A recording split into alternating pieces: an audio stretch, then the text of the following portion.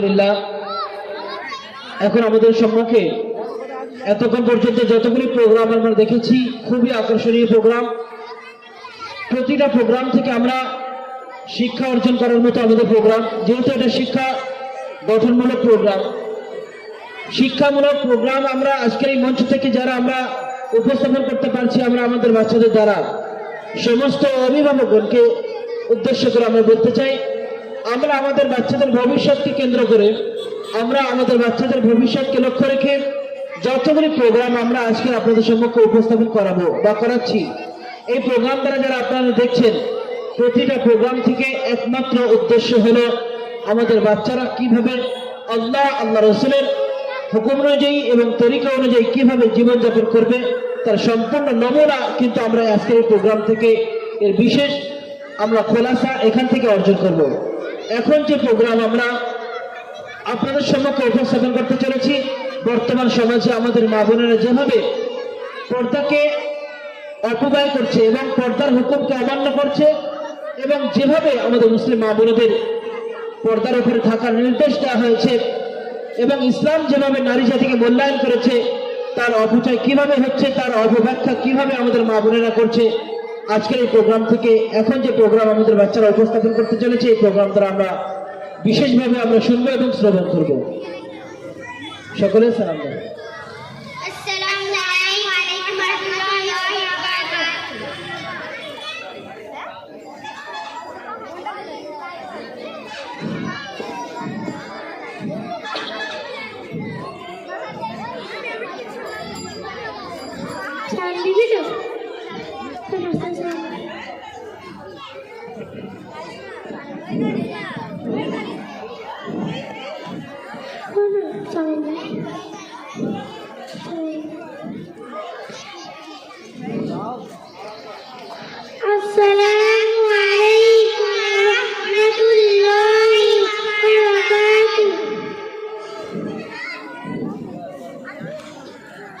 দেরি হয়ে গেল, এখনো তো বাসটা আসছে না, কখন যে আসবে কেমন যেন লাগছে।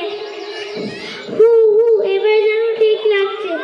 ও সে কি আজব মেয়ে রে বাবা, এই গরমে এই আজব পোশাক কেউ পরে? বোকা মেয়ে। আনকালচার। হাই, তুই কেমন আছিস? তুই কেমন আছিস? আমি তো ভালোই আছি।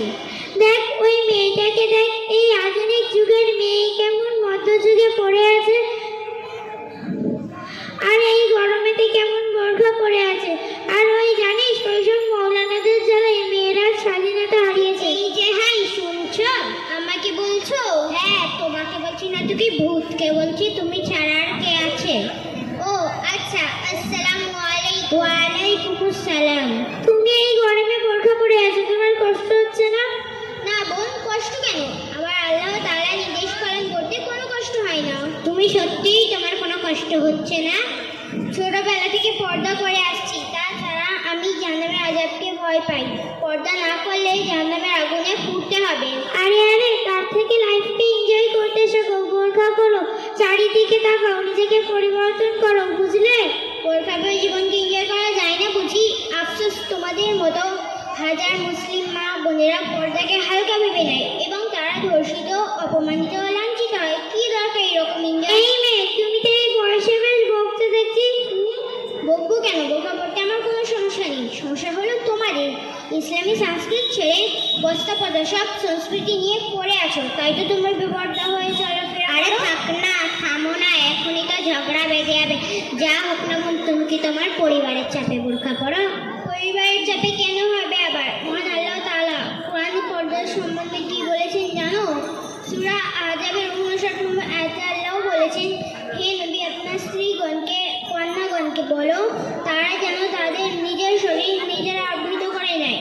এর ফলে হাসরের দিন তাদের চেনা যাবে এবং উত্তপ্ত করা হবে না। ও আল্লাহ, তুমি এত কিছু জানো, আমি তো কোরআন পড়তেও জানি না।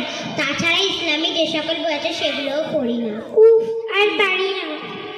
যে নারী পর্দা করে তাকে অপমান করা ঠিক কাজ নাই। তাছাড়া যুদ্ধক্ষেত্রে তলবারির আঘাত থেকে রক্ষা পেতে হলে ঢাল ব্যবহার করা হয়, তেমন মেয়েদের ঢাল হলো পর্দা। সত্যি বোন, পর্দাকে আগে এখন আমরা এইভাবে দেখিনি, আমরা এখন থেকে পর্দা করব। উফ উফ, এখন থেকে পর্দা করবি, তুই থাক, আমি গেলাম। আরে দাঁড়া দাঁড়া, কোথায় যাচ্ছিস? চোখ থাকতে অন্ধ হোস না, সত্যিটা বলছি, তুই তো নতুন বউ, এই কটা দিন একটু বোরখা পর না। আরে তুই তো একদিনে হুজুর হয়ে গেলি, আমি তো এই কম বয়সে কোনো মতেই বোরখা পরতে পারবো না, তুই রিকোয়েস্ট করলেও না। তুই বুঝছিস না, এটা তো উল্টো পাল্টা কথা নয়, এটা তো ভালোই কথা, এটা তো কোরআনের কথা। এই কটা কথা শুনে তুই আবার হুজুর হয়ে গিয়েছিস। বোন, তোমরা আর ঝগড়া করো না। থাক, ঝগড়া করবো না তো কি করবো, তোমাকে আর কথা বলতে হবে না। বন্ধু, চলে গেলাম। বোন, তোমাকে অনেক ধন্যবাদ পর্দা সম্পর্কে এত মূল্যবান কথা বলার জন্য। আসসালামু আলাইকুম ওয়া রাহমাতুল্লাহি ওয়া বারাকাতুহু। ওয়ালাইকুম আসসালাম ওয়া রাহমাতুল্লাহি ওয়া বারাকাতুহু। ভাই, আমাদের সম্মুখে আমাদের শিক্ষার্থীরা যে পর্দার উপরে পর্দার গুরুত্ব সম্পর্কে যে মোকালামা পেশ করেছে, এর উপর আমাদের সেন্টারের সাথী আমাদের শফিউদ্দিন ভাই সেন্টারের জিম্মেদার কিছু কথা আপনাদের সঙ্গে আলোচনা করবেন পর্দার উপরে। আসুন, সামনে আসুন, ওনাকে মাইকে।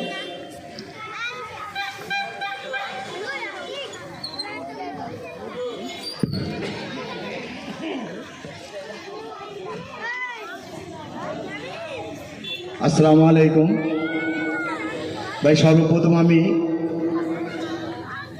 মমিনপাড়ার সমস্ত অধিবাসী বিন্দুকে আমি আমার পক্ষ থেকে আন্তরিক সালাম জানাবো, যাদের সকলের প্রচেষ্টায় একটা এত সুন্দর একটা অনুষ্ঠান কায়েম হয়েছে। এই অনুষ্ঠানকে কায়েম করতে গিয়ে আপনাদের মক্তবের জিম্মাদাররা, মহল্লাবাসীরা যেভাবেই সাহায্য করে এই এত সুন্দর একটা অনুষ্ঠান কায়েম করেছেন, আমি আল্লাহর কাছে দোয়া করব আল্লাহ আপনাদের উত্তম বদলা দান করুক। ভাই, আমাদের সামনে যেসব বাচ্চাগুলো যে মোকালামার মাধ্যমে যে উপস্থাপন করলো পর্দা সম্বন্ধে, আমরা সবাই কম বেশি বুঝতে পারলাম যে পর্দা কতটা গুরুত্বপূর্ণ জিনিস। তারপরেও আজকের আমাদের মা বোনরা আমাদেরই ঘর থেকেই তারা বেপর্দায় চলে যাচ্ছে, শুধুমাত্র আমাদের দায়িত্বহীনতার কারণেতে এই সমস্ত জিনিসগুলো হচ্ছে। এই জন্য আমাদের শুধু নিজেদের, আমরা অনেকেই আছি, আমরা নামাজ পড়ি, আমরা নিজেদের ইসলামের আল্লাহর হুকুম নবী সুন্নাহ তরিকায় চলার চেষ্টা করি। দুঃখের বিষয়, আমরা কিন্তু আমাদের ঘরের আমাদের মা বোনদের দিকে আমরা লক্ষ্য রাখি না। আজকের আমরা তাদের জীবনের সমস্ত দিক থেকে তারা যাতে খুশি থাকে, সন্তুষ্ট থাকে, তারা ভালো থাকে, তার জন্য আমরা রাত দিন পরিশ্রম করি। এটা করা দরকার, এটা আমাদের জিম্মাদারি।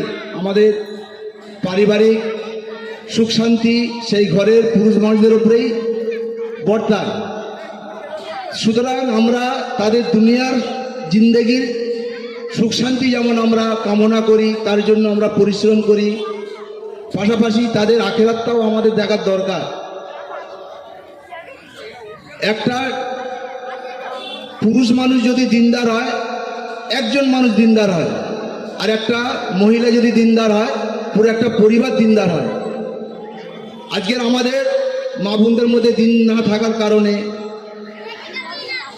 আজকে আমাদের মধ্যে থেকে আল্লাহওয়ালা তৈরি হচ্ছে না।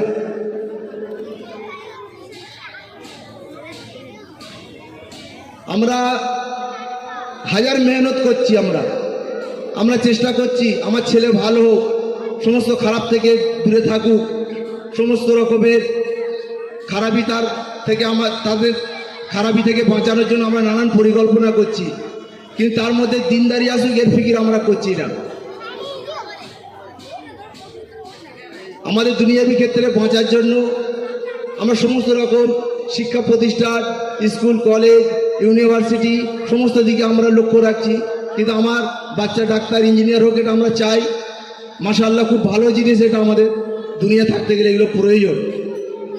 কিন্তু আমার বাচ্চা যদি ডাক্তার, ইঞ্জিনিয়ার, উকিল হয়ে আর ইসলাম থেকে খারিজ হয়ে যায়, এর জন্য কৈফিয়ত আমাদের দিতে হবে। এই জন্য আমাদের ঘরে শুধু আমাদের নিজেদের দিনদার হলে হবে না, আমাদের পরিবার পরিজনকেও দিনদারির মধ্যে আনতে গেলে তাদের দিনের ইলম শিক্ষাদান করতে হবে। বর্তমান সময় আল্লাহর লাখ শুকর যে দিনিয়াত মুনাজ্জাম মক্তবের মাধ্যমে বাচ্চা থেকে নিয়ে বুড়ো পর্যন্ত দিন শিক্ষার ব্যবস্থা রয়েছে। এমনকি বিবাহিত মহিলা, বয়স্ক মহিলা, তাদেরও ব্যবস্থা রয়েছে। দুনিয়া শিক্ষা তারা অর্জন করুক, তারা স্কুলে যাক, স্কুলের পর থেকে 1 ঘন্টা করে তারা দিন শিখুক। আমাদের অনেক মেয়ে আছে যারা মাধ্যমিক উচ্চ মাধ্যমিক দিয়ে তারা ঘরে বেকার সময় কাটাচ্ছে, সারাদিন মোবাইল নিয়ে পড়ে আছে, মা বাবা পেরেশান। আজকে আমাদের দিনিয়াত মুনাজ্জাম মক্তবের পক্ষ থেকে আমাদের ডিএমসির মাধ্যমে ওই সমস্ত মেয়েদের যারা মাধ্যমিক উচ্চ মাধ্যমিক দিয়ে বসে আছে তাদের জন্য একটা ভালো শিক্ষার ব্যবস্থা করা হয়েছে। তারা 2 বছরের কোর্স কমপ্লিট করে তাদের মধ্যে দিনের ইলম যেমন আসবে, পাশাপাশি তারা মুআল্লিমাও হতে পারবে। তারা আরও আমাদের মা বোন যারা আছে তাদের দিনী শিক্ষা দিতে পারবে। একটা বাচ্চা মেয়ে মক্তবে কতক্ষণ যেতে পারে? 9 বছর ঊর্ধ্বে আর যেতে পারে না। কেন? তার জন্য পরপুরুষের কাছে ইসলাম নিষেধ করেছে। মহিলারা কোনো পুরুষ মানুষকে শিক্ষা করতে পারবে না 9 বছর ঊর্ধ্বে। তাহলে আমাদের 9 বছর ঊর্ধ্বের মেয়েগুলো কি হবে? তারা কি কোরআন শিখবে না? তারা কি দিন শিখবে না? তার জন্য মহিলা মক্তবের ব্যবস্থা হয়েছে। এই আমাদের মা বোনরা যদি দিন শিখে আমল করে তাহলে আমাদেরও আমলের উপরে টিকে থাকাটা সহজ হবে। আর যদি আমাদের মা বোনরা যদি, আমাদের স্ত্রীরা যদি দিনদার না হয়, আমাদের আমলের উপরে টিকে থাকা মুশকিল হয়ে যাবে। আজকে আমরা নামাজ পড়ছি, আমরা দিনের উপরে থাকার চেষ্টা করছি, কিন্তু আমাদেরই দাঁড়িয়ে রাখতে অসুবিধা হচ্ছে। কি? আমার স্ত্রীর আপত্তি, আমার মেয়ের আপত্তি।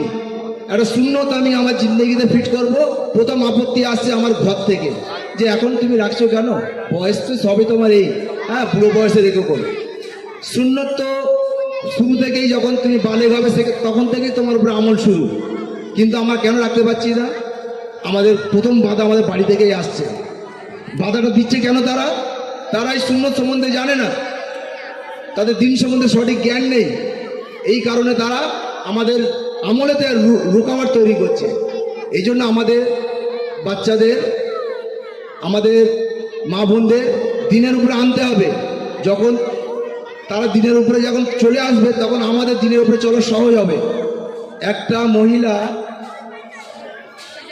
4টে পুরুষ মানুষকে জাহান্নামে নিয়ে যাবে, তারা জান্নাতি, তাদের হাতে জান্নাতের সার্টিফিকেট এসে যাওয়া। শুধু একটা মহিলার কারণে 4টে পুরুষ জাহান্নামী হবে। কোন 4জন? প্রথমে বাপ, তারপরে বড় ভাই, তারপরে ছেলে আর স্বামী। এই 4 জনকে জাহান্নামে নিয়ে যাবে। তারা আল্লাহর কাছে দরখাস্ত করবে, ইয়া আল্লাহ পাক, দুনিয়াতে আমাকে সব রকমের প্রয়োজন এরা মিটিয়েছে,